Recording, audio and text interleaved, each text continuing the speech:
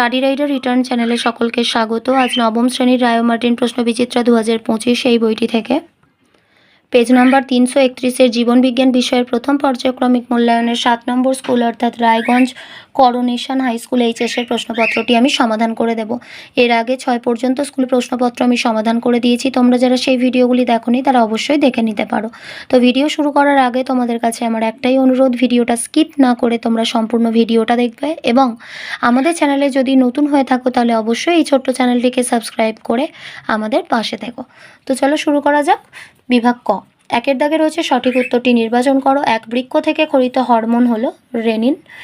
যকৃতের যে কোষ দেহে প্রবিষ্ট জীবাণু ধ্বংস করে তা হলো কুফার কোষ। প্রদত্ত কোনটি কন্ড্রিকথিস শ্রেণীর বৈশিষ্ট্য নয়? পটকা।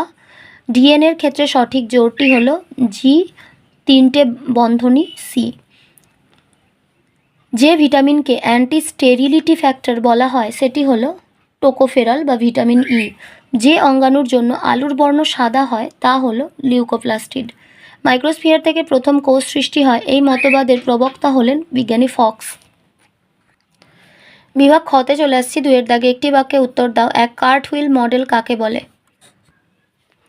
প্রস্থচ্ছেদে সেন্ট্রিওলের কেন্দ্রে একটি গরুর গাড়ির চাকার মতো সংগঠন দেখা যায়, একে কার্ট হুইল মডেল বলে। এই যে গঠনটা দেখতে পাচ্ছ, এই গঠনটাকে কার্ট হুইল মডেল বলা হয়। মানবদেহের সবচেয়ে বড় লসিকা গ্রন্থির নাম কি? প্লিহা। একটি নিউক্লিয়াসবিহীন সজীব উদ্ভিদ কোষের নাম লেখো। সিভনল।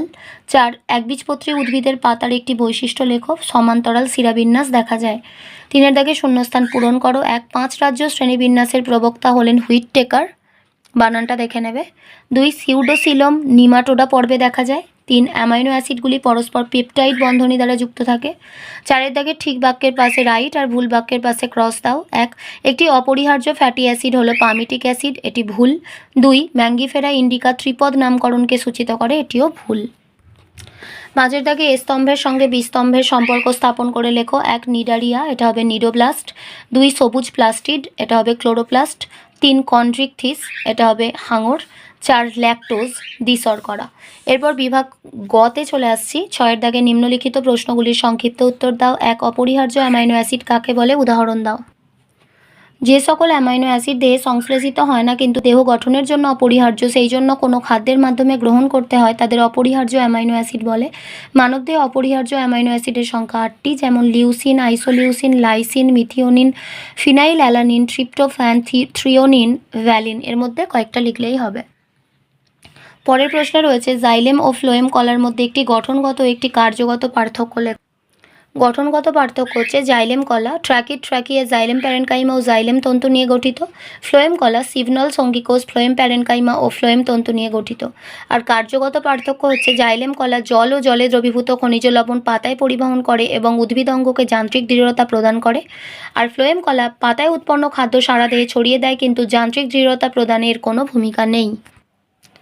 3 এর দাগে রয়েছে মাইক্রোটিউবিউলের 2টি কাজ লেখো। 1 নম্বর, এরা কোষের চলনে সাহায্য করে, বিশেষ করে সিলিয়া ও ফ্ল্যাজেলার আন্দোলনে সাহায্য করে। 2, এরা কোষ বিভাজনের সময় বেম গঠনে এবং ক্রোমোজোমগুলিকে বিপরীত মেরুর দিকে অগ্রসর হতে সাহায্য করে। ব্রায়োফাইটাকে উভচর উদ্ভিদ বলার কারণ কি? ব্রায়োফাইটা বা মস জাতীয় উদ্ভিদ ভিজে স্যাঁতস্যাঁতে স্থলজ পরিবেশে জন্মায়, অর্থাৎ এরা স্থলজ উদ্ভিদ, কিন্তু নিষেকের সময় এদের জলের প্রয়োজন হয়। জলের মাধ্যমে এদের সঞ্চালনক্ষম শুক্রাণু স্ত্রীধানীতে পৌঁছায় ও নিষেক ঘটে, এজন্য ব্রায়োফাইটাকে উভচর উদ্ভিদ বলা হয়। পিত্তরসের 2টি কাজ লেখো। 1 নম্বর হচ্ছে পিত্তরস স্নেহ পদার্থের পরিপাকে সাহায্য করে। 2, স্নেহ পদার্থের শোষণেও পিত্তরস গুরুত্বপূর্ণ ভূমিকা পালন করে। সকল ভার্টিব্রাটা কর্ডাটা কিন্তু সকল কর্ডাটা ভার্টিব্রাটা নয়, ব্যাখ্যা করো। নোটোকর্ড ও নার্ভ কর্ড হলো কর্ডাটা পর্বের বৈশিষ্ট্য। 2, সমস্ত মেরুদণ্ডী প্রাণীদের দেহেই জীবনের ভ্রূণ দশায় নোটোকর্ড থাকে এবং ভ্রূণের পরিস্ফুরণকালে নোটোকর্ড মেরুদণ্ডে প্রতিস্থাপিত হয়, এ কারণে এদের মেরুদণ্ডী প্রাণী বা ভার্টিব্রাটা বলা হয়। 3, অন্যদিকে কর্ডাটা পর্বভুক্ত হেমিকর্ডাটা, ইউরোকর্ডাটা ও সেফালোকর্ডাটা উপপর্বের অন্তর্গত প্রাণীদের দেহে অবস্থিত নোটোকর্ড কখনোই মেরুদণ্ড দ্বারা প্রতিস্থাপিত হয় না, এজন্য এরা কর্ডাটা হলেও মেরুদণ্ডী বা ভার্টিব্রাটা প্রাণী নয়। এরপর রয়েছে অ্যানিলিডা পর্বের 2টি বৈশিষ্ট্য লেখো এবং 2টি উদাহরণ দাও। বৈশিষ্ট্য 1 নম্বর, দেহ অসংখ্য আংটির মতো খণ্ডক নিয়ে গঠিত। 2 রেচনাঙ্গ নেফ্রিডিয়া। আর উদাহরণ হচ্ছে কেঁচো, ফেরেটিমা পস্থুমা, জোঁক, হিরুডিনারিয়া, গ্র্যানুলোসা। ঐচ্ছিক পেশির 2টি গঠনগত বৈশিষ্ট্য লেখো। 1 নম্বর, পেশিতন্তু বেলনাকার, শাখা প্রশাখাহীন এবং দীর্ঘ এবং এন্ডোমাইসিয়াম দ্বারা আবৃত। 2 নিউক্লিয়াসের সংখ্যা একাধিক। এরপর আমরা বিভাগ ঘতে চলে আসছি। 7 দাগে নিম্নলিখিত প্রশ্নগুলির উত্তর দাও। 1, একটি ইউক্যারিওটিক নিউক্লিয়াসের পরিচ্ছন্ন চিত্র অঙ্কন করে যে কোনো 4টি অংশ চিহ্নিত করো। এই চিত্রটি তোমাদের অঙ্কন করতে হবে। এটা একটা আদর্শ নিউক্লিয়াসের গঠন, অর্থাৎ ইউক্যারিওটিক নিউক্লিয়াসের গঠন করার পর এখান থেকে টোটাল 4টে অংশ চিহ্নিত করতে হবে। চিহ্নিত চিত্রের সাহায্যে কোষ পর্দার ফ্লুইড মোজাইক মডেলের গঠন বর্ণনা করো। কোষ পর্দা 3টি স্তর নিয়ে গঠিত। বাইরের ও ভিতরের স্তর 2টি প্রোটিন অনুস্তর এবং মাঝের স্তরটি লিপিড অনুস্তর দিয়ে গঠিত। লিপিড স্তরটি দ্বিস্তরীয় ফসফোলিপিড অণু দিয়ে গঠিত। কোষ পর্দায় 40 ভাগ লিপিড এবং 50 ভাগ প্রোটিন এবং 10 ভাগ কার্বোহাইড্রেট থাকে। রবার্টসন প্রোটিন লিপিড প্রোটিন ত্রিস্তরীয় আবরণীকে একক পর্দারূপে অভিহিত করেন। বিজ্ঞানী সিঙ্গার ও নিকলসন কোষ পর্দা গঠনের তরল মোজাইক মডেল উপস্থাপন করেন। এই মডেল অনুযায়ী কোষ পর্দা ফসফোলিপিড অণুর একটি দ্বিস্তরী অর্ধতরল সংগঠন, যার মধ্যে প্রোটিন অণুগুলি মোজাইকের মতো বিন্যস্ত থাকে। ফসফোলিপিডের মেরুজ প্রান্তদ্বয় বাইরের দিকে এবং অমেরুজ প্রান্তদ্বয় ভিতরের দিকে থাকে। পর্দাস্থিত প্রোটিন 2 প্রকারের হয়, যথা 1 নম্বর বহিস্থ বা পরিধিস্থ প্রোটিন। এই ধরনের প্রোটিনগুলি কোষ পর্দার বাইরে ও ভিতরের তলে অবস্থান করে। 2 অন্তর্নিহিত বা অন্তঃস্থ প্রোটিন। এই ধরনের প্রোটিনগুলি লিপিড স্তরের মধ্যে প্রোথিত থাকে। এই ছবিটা তোমাদের অঙ্কন করতে হবে। এটাই হচ্ছে কোষ পর্দার তরল মোজাইক নকশার সরল চিত্র। নেক্সট হচ্ছে প্রদত্ত বিষয়গুলি কোন পর্বের বৈশিষ্ট্য। 1 নম্বর হচ্ছে টিনিডিয়াম, এটা মোলাস্কা পর্বের প্রাণীদের দেখতে পাওয়া যায়।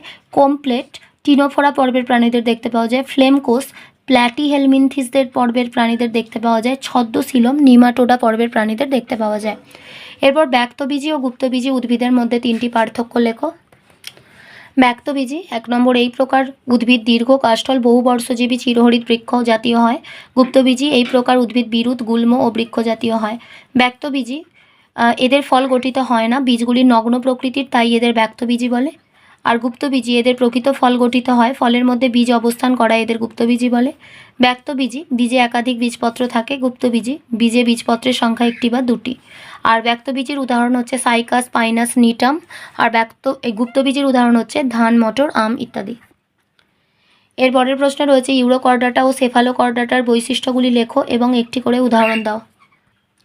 ইউরোকর্ডাটার বৈশিষ্ট্য: 1 নোটোকর্ড কেবল লার্ভার লেজে অবস্থিত। 2 দেহের টিউনিক দিয়ে আবৃত। 3 গলবিলে অসংখ্য ফুলকা ছিদ্র উপস্থিত। উদাহরণ হচ্ছে অ্যাসিডিয়া। আর সেফালোকর্ডাটা 1 নম্বর বৈশিষ্ট্য: নোটোকর্ড পৃষ্ঠদেশের তুণ্ড থেকে লেজের শেষ ভাগ পর্যন্ত বিস্তৃত। 2 দেহের দুপাশে ভি আকৃতির মায়োটম পেশি থাকে। 3 রেচনাঙ্গ নেফ্রিডিয়া। এর উদাহরণ হচ্ছে অ্যাম্ফিঅক্সাস। আজ এ পর্যন্তই। ভিডিওটি ভালো লাগলে অবশ্যই একটা লাইক দিও। আর পড়াশোনা সংক্রান্ত এরকম আরও গুরুত্বপূর্ণ ভিডিও পেতে আমাদের চ্যানেলটি বিনামূল্যে সাবস্ক্রাইব করে পাশে থাকা বেল আইকনটি প্রেস করো আর বন্ধুদের সাথে শেয়ার করতে ভুলো না। ভালো থেকো। খুব তাড়াতাড়ি ফিরে আসছি নেক্সট ভিডিও নিয়ে। Thanks for watching.